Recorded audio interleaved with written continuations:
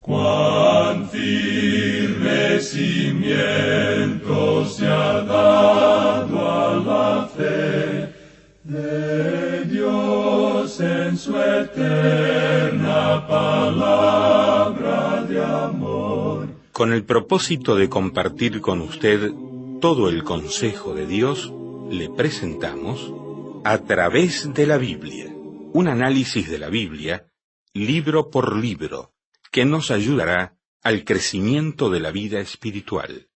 Estos estudios fueron diseñados por el Dr. J. Vernon McGee, destacado maestro y expositor de la Biblia.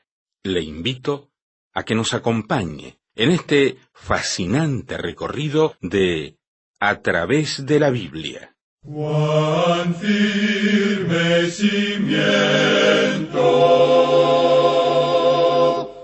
la palabra de Dios.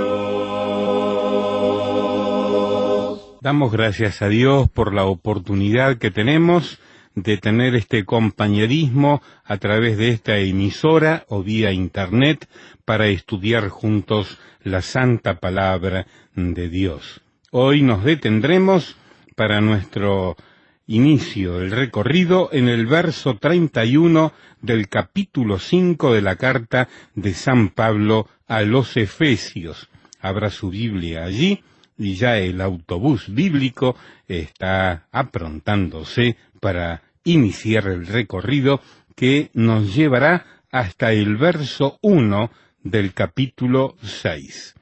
Efesios 5:31 hasta el 6:1 será nuestro recorrido de esta jornada, que disfrutaremos más y con más profundidad si tenemos, además de la Biblia y de lo que escuchamos, tenemos las notas y los bosquejos preparados para este hermoso escrito que se llama Carta de San Pablo a los Efesios.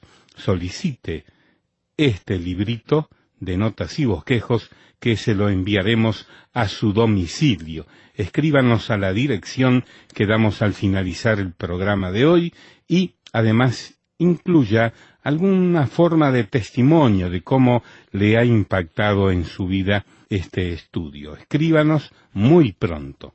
Le recuerdo también que puede usted ir a nuestra dirección en internet y acceder a todos los servicios que tiene este programa y que son muchos.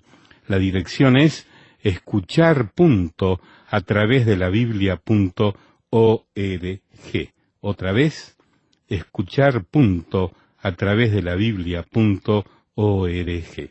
Gracias por acompañarnos diariamente. A todos aquellos que nos escriben de diferentes partes del mundo en el idioma español, sepan que este programa sale en todo el mundo en más de 100 idiomas y dialectos diferentes. Vamos a orar. Te damos gracias, oh Dios, que nos permites este tiempo de estudio de tu santa palabra, que es enriquecedor, fortalecedor y nos muestra el camino verdadero en esta vida y la vida más allá. Ahora pedimos la dirección de tu Santo Espíritu para comprender tu palabra. En el nombre de Jesús. Amén. Continuamos hoy, amigo oyente, nuestro estudio del capítulo 5 de la Epístola a los Efesios, que en nuestro programa anterior no pudimos finalizar, y donde Pablo nos está hablando acerca de lo que ocurre cuando se está lleno del Espíritu. Esto ayuda mucho en cualquier relación de la vida, y especialmente en el matrimonio, cuando dos jóvenes llenos del Espíritu de Dios, creyentes, pueden saber lo que en realidad es el amor. Hay muchos jóvenes hoy que saben mucho acerca del sexo, pero no tienen ninguna idea de lo que es el verdadero amor. El apóstol Pablo toma aquí al hogar cristiano, un hogar donde el esposo ama a la esposa de la misma manera en que Cristo ama a la iglesia. Y cuán maravilloso es todo esto. El apóstol Pablo aquí nos brinda esta analogía. Él dice que la relación del esposo con la esposa es algo maravilloso, que es elevado. Es como la relación que existe con Cristo y la iglesia. Cristo amó a la iglesia. Él se entregó a sí mismo por ella en el pasado. Hoy está santificando a esa iglesia, purificándola con el lavamiento de la palabra de Dios. Este es el único limpiador que tiene la Biblia, amigo oyente, digamos de paso. Y esa es la razón por la cual nosotros la usamos en este día. Ahora, la parte del futuro dice, a fin de presentársela a sí mismo una iglesia gloriosa. Esa es la anticipación que la iglesia tiene hoy, de ser presentada ante Él. Ningún joven comprometido para casarse con una jovencita piensa que ella debería pasar a través del furor de la persecución o de la gran tribulación antes de casarse con ella. Eso no tiene mucho sentido. Así, imagínese usted a alguien que diga hoy que la iglesia tiene que pasar por la gran tribulación. La iglesia está comprometida con Él, y Él la está purificando por el lavamiento de la palabra de Dios. Tenga presente que cuando usamos la palabra iglesia, no estamos hablando acerca de una organización que tiene un campanario, un púlpito y un órgano. Estamos hablando del cuerpo de la iglesia formado por verdaderos creyentes. Este versículo quiere decirnos que Cristo está lavando, es decir, purificando a cada creyente, preparando a cada uno para ese gran evento. No podemos pensar otra cosa, sino que eso es algo que está teniendo lugar en este día, en la actualidad. Hemos visto que el apóstol Pablo presenta dos cosas aquí y las compara una con otra. Él va de la una a la otra. Dice en el versículo 30 de este capítulo 5, porque somos miembros de su cuerpo, de su carne y de sus huesos. Eso nos indica lo cerca que nosotros estamos de Cristo. Nosotros somos el cuerpo. Ese es el cuadro que tenemos aquí. Luego el versículo 31 dice, por esto dejará el hombre a su padre y a su madre, y se unirá a su mujer, y los dos serán una sola carne. Y la relación más fuerte, más poderosa, por supuesto, es la que existe entre el Hijo con el Padre. Esa es una relación maravillosa.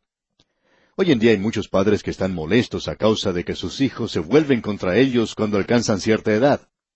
Bueno, a mí no me gusta eso tampoco. Nunca me gustó en mis propios hijos, pero esa es una de las mejores cosas que puede ocurrir. ¿Y sabe por qué, amigo oyente? Porque eso le deja saber a mamá y a papá que un día ese pequeñito va a salir de ese hogar y va a preparar un nido propio. Esa es la voluntad del joven. Y eso es lo que leemos aquí en este versículo 31. Leamos otra vez. Por esto dejará el hombre a su padre y a su madre, y se unirá a su mujer, y los dos serán una sola carne. Luego Pablo dice en el versículo 32, grande es este misterio, mas yo digo esto respecto de Cristo y de la iglesia. Como usted se da cuenta, amigo oyente, él vuelve aquí a hacernos notar esa maravillosa relación de Cristo con la iglesia, y mezclando a ambos, dice entonces en el versículo 33, por lo demás, cada uno de vosotros ame también a su mujer como a sí mismo, y la mujer respete a su marido. Esa es la relación, es una relación de amor. Y a propósito, olvidémonos de este asunto de la obediencia. Como podemos darnos cuenta, Pablo aquí se está refiriendo a esa relación que existía en el jardín del Edén entre Adán y Eva. Cuando ellos tuvieron sus hijos, esos hijos iban a dejarlos algún día. Y llegó ese día cuando ellos salieron de su hogar y comenzaron el suyo propio. Eva fue creada para ser ayuda idónea para Adán. Creemos que este lenguaje utilizado aquí es algo tremendo. Ella fue tomada de su costado, no fue moldeada de la tierra como los animales, sino que fue tomada de una parte del hombre, de manera que él en realidad era incompleto hasta cuando estuvieran juntos. Fue Dios quien creó a la mujer, y creemos que ella era una de las cosas más hermosas de la creación, y Dios entonces se la presentó a Adán. Ella era su ayuda idónea, ella compensaba lo que a él le faltaba. Él no era completo en sí mismo, ella fue creada para él, y entonces llegaron a ser uno. Creemos que cuando dos jóvenes se encuentran en el día de hoy, entonces comienza esa reacción química, empieza a obrar, y entonces han sido creados el uno para el otro.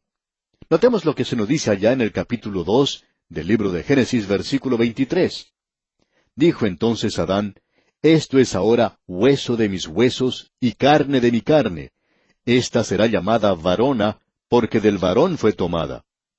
La palabra hebrea para varón es ish, mientras que para la mujer es ishsha. Casi la misma cosa. Ella fue tomada del varón. Ahora el versículo 24 del mismo capítulo 2 de Génesis dice, por tanto, dejará el hombre a su padre y a su madre, y se unirá a su mujer, y serán una sola carne. Creemos que debemos presentar aquí dos ilustraciones que pueden revelarnos algo acerca de esta maravillosa relación que existe o puede existir entre el hombre y la mujer. Algo que se ha perdido en el día de hoy, con todo esto de la nueva moralidad, con todo esto que se habla acerca de la libertad sexual, lo que creemos está poniendo a muchos jóvenes en esclavitud. Cualquier mujer que se entregue a esta clase de cosas va a terminar siendo una prostituta tarde o temprano. De seguro que esto no puede dar resultado. Dios ha diseñado un plano donde dos creyentes pueden realmente elevarse a un nivel superior si ellos así lo quieren. Permítanos entonces mencionar estas dos ilustraciones. Ambas ilustraciones nos vienen de la historia. La primera de ellas es la historia de Abelardo y Eloísa.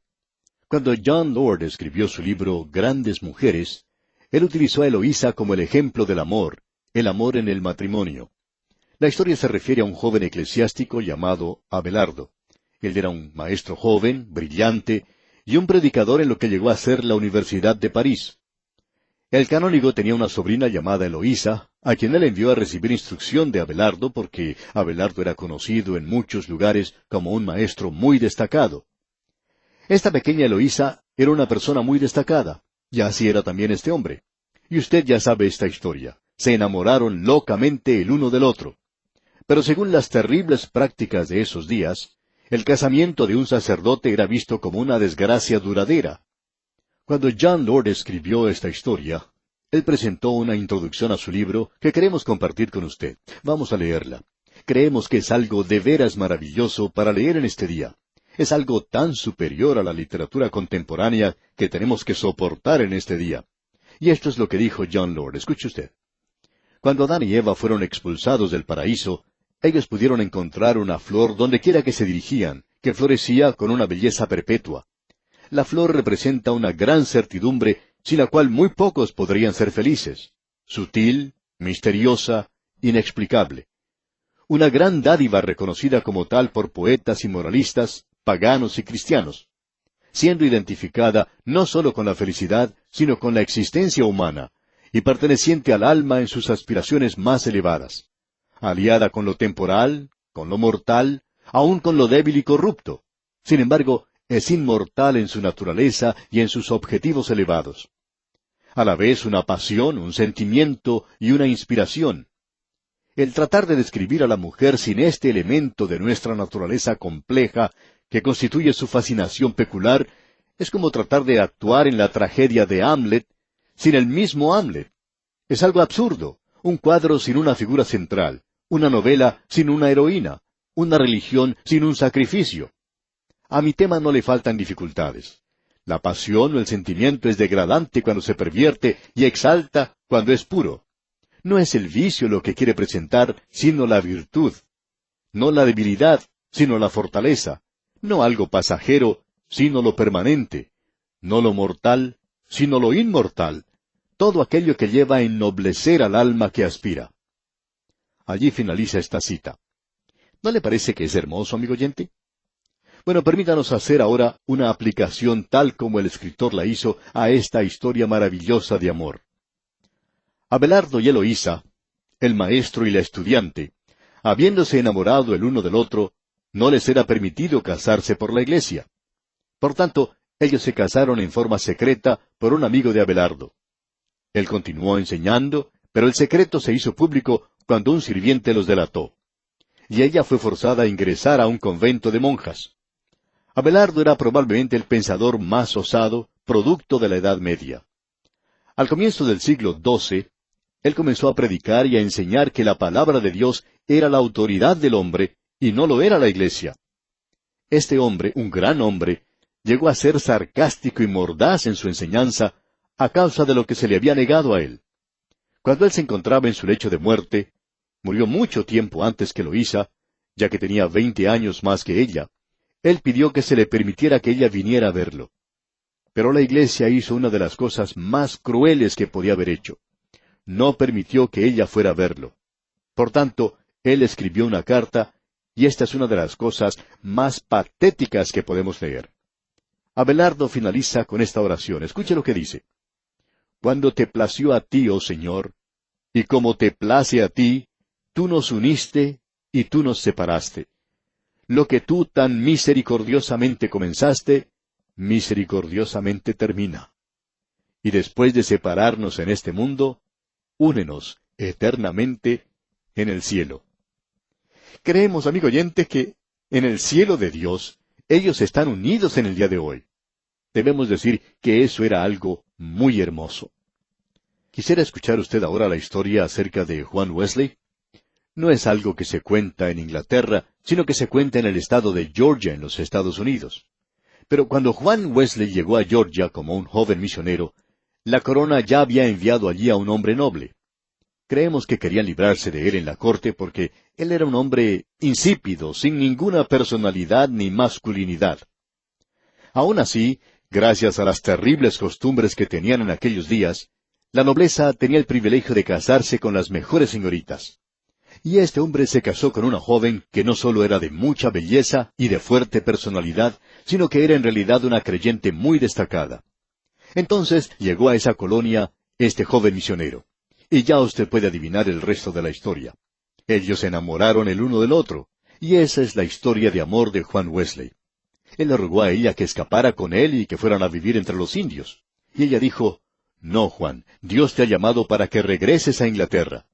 Y Él te ha llamado para que realices una gran obra para Él». Ella fue la que envió de regreso a Inglaterra a Juan Wesley. Llegó la noche cuando su barco debía partir. Debían esperar la marea y el viento. Ella se acercó a decirle adiós. Sí, ella se aferró a él y él se aferró a ella en esa noche. Pero aún los peores críticos de Wesley dicen que no ocurrió nada que haya sido incorrecto. Y aún en ese momento él le rogaba que ella se fuera a vivir con él entre los indios.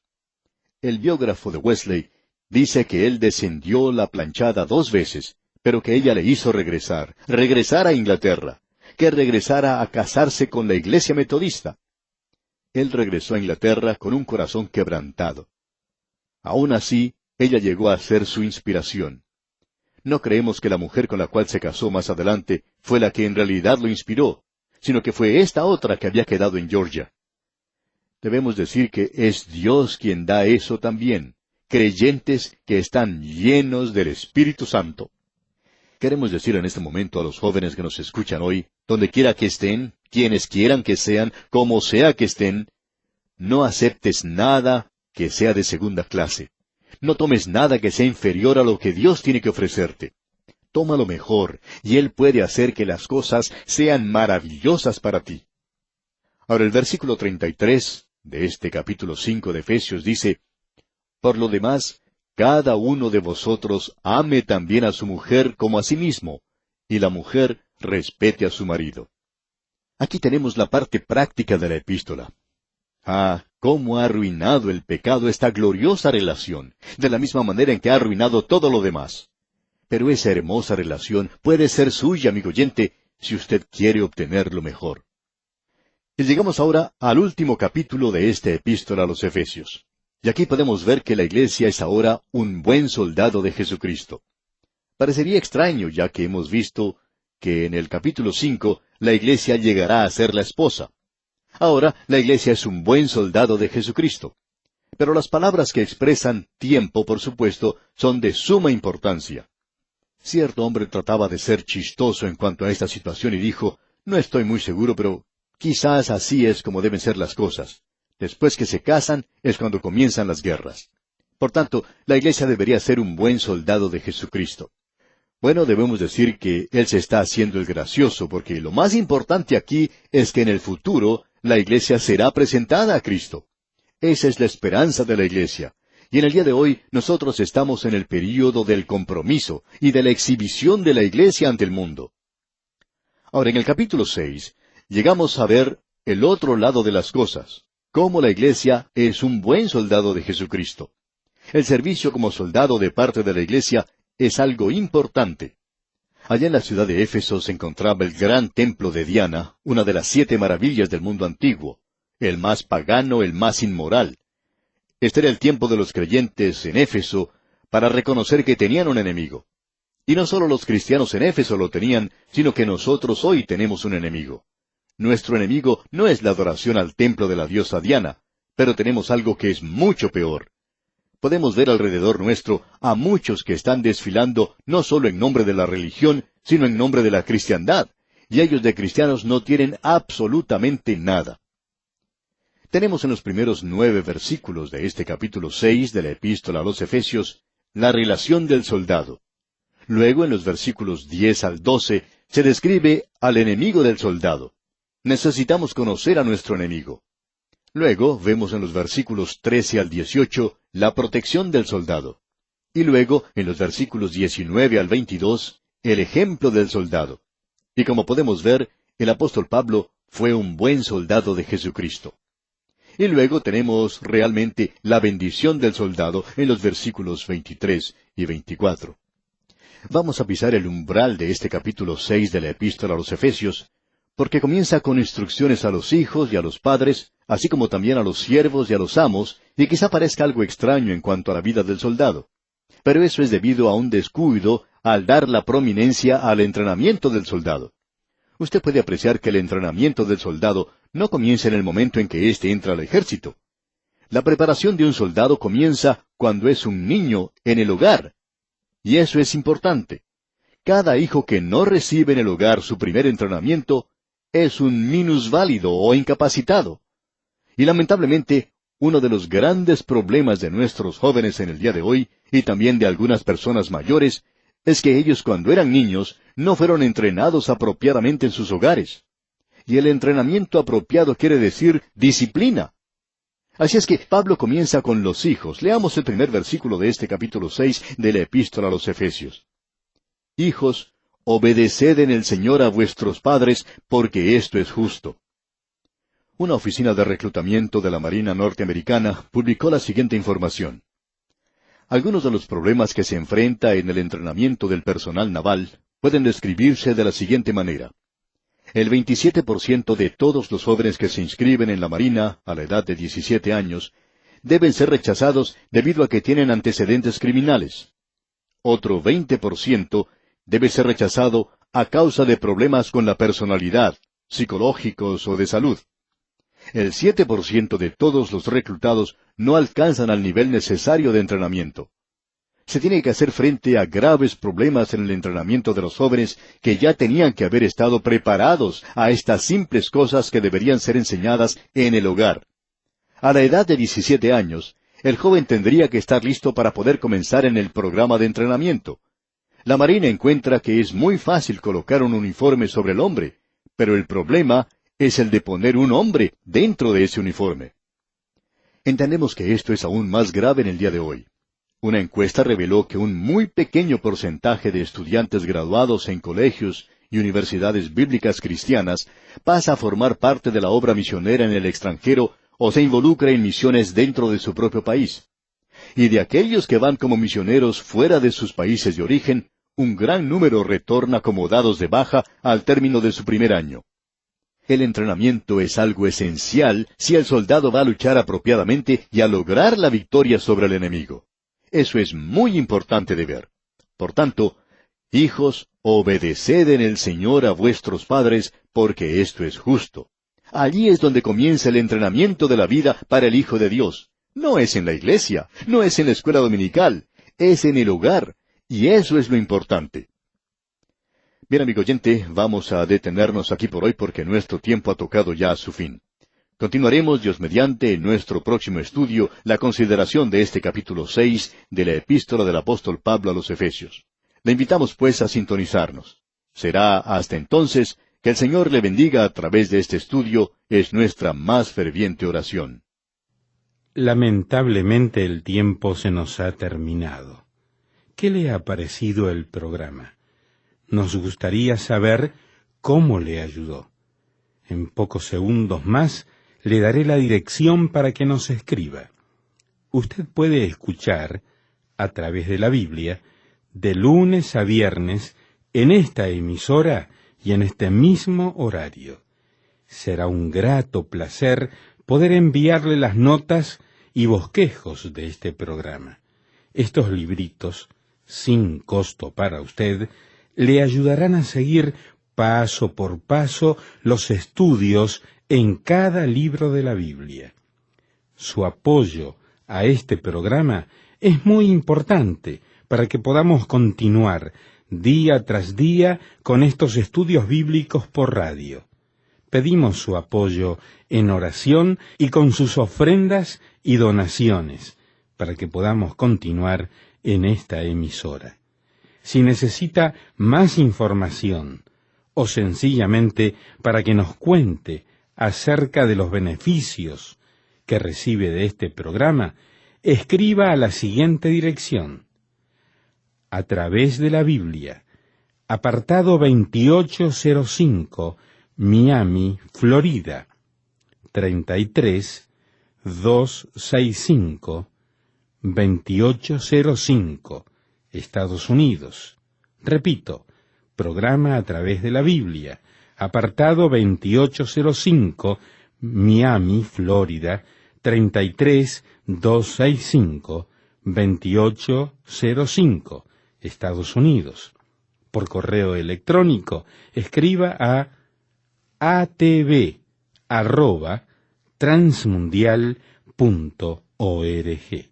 Telefónicamente puede llamarnos ahora mismo gratuitamente al siguiente número: 1-800-880-5339.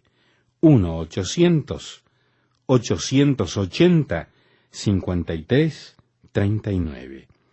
Amigo y amiga, nos tenemos que despedir ya mismo. Pido a Dios que le bendiga.